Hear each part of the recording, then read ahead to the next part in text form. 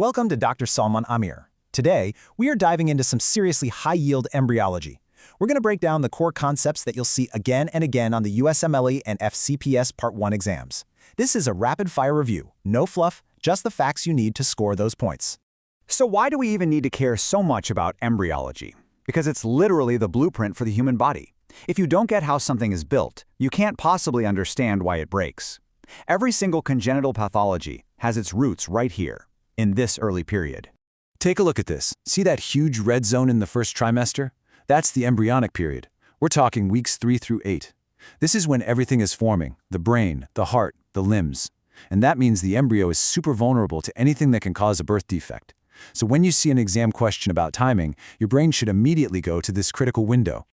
First up, the pharyngeal arches. You can think of these as the fundamental building blocks of the entire head and neck. Let's break down what they become, the bones, the muscles, the nerves, in a way that's actually gonna stick. Before we just start listing stuff, let's get our bearings. On the left, you've got the embryo, and that black line shows you where we're slicing. On the right, that's what you see inside. Those stacked layers are the pharyngeal arches. They're the raw materials for so many critical structures. So what's inside each arch? Well, the pattern is the same for all of them. You've got a core of mesoderm, that's going to be your muscle and arteries. It's lined on the inside by endoderm, which forms pouches, and on the outside by ectoderm, which forms clefts. If you can just memorize that 3-layer setup, you're golden. Okay, so here's the million-dollar question for your exam. What do these arches actually turn into? Let's run through the absolute must-know derivatives. For bones, lock this in. Arch 1 gives you your jaw, the maxilla and mandible, plus 2 of the tiny bones in your ear, the malleus and incus. Arch 2 gives you the third ear bone, the stapes, and part of the hyoid bone. Arches 3 and 4 handle the rest of the hyoid and your tracheal cartilages. High-yield link, Arch 1 is jaw and chewing. Arch 2 is the stapes. Now for the muscles. This is where it gets really clinical. Arch 1 forms the muscles for chewing, mastication. Arch 2 is a huge one. It gives us all the muscles of facial expression.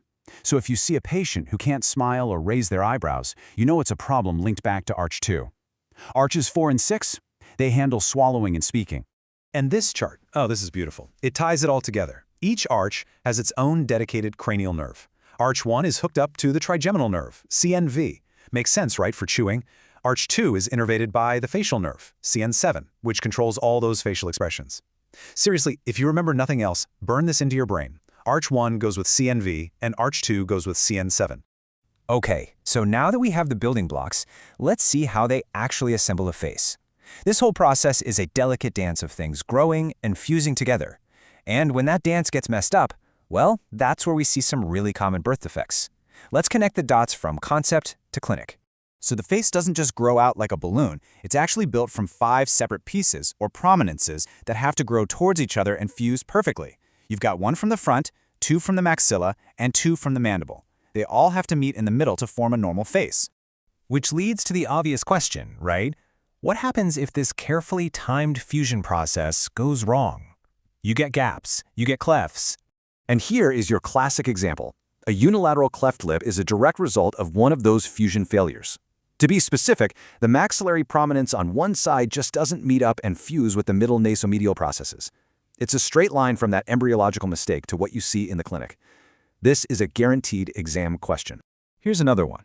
If the nasolateral and maxillary processes don't fuse correctly, the nasolacrimal duct, that's the little tube that drains tears from your eye into your nose, it can get blocked.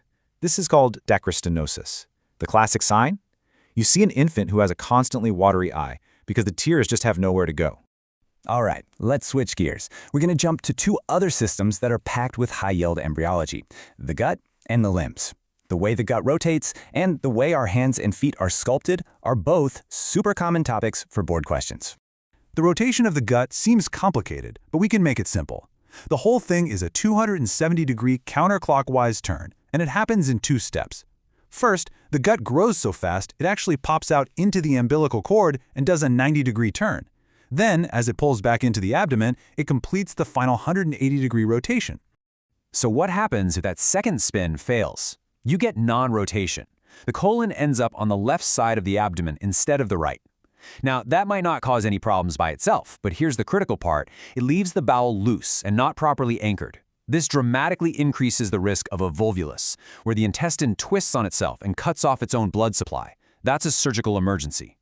And now, the limbs. Our fingers and toes start off as a solid paddle, kind of like a mitten.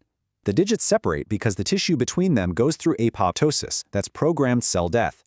If that process fails, the tissue doesn't die off and the digits stay fused. That condition is called syndactyly. A perfect example of a basic science mechanism causing a very clear clinical finding.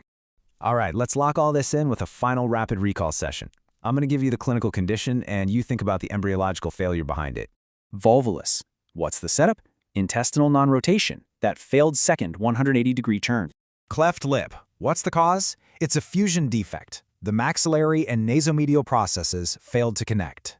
Dacryostenosis, that infant with the constant tearing. What went wrong? Faulty fusion between the nasolateral and maxillary processes, blocking that tear duct. And that really just sums it all up, doesn't it? This isn't just about memorizing little facts for a test. Understanding how we are built is the absolute key to understanding why we break.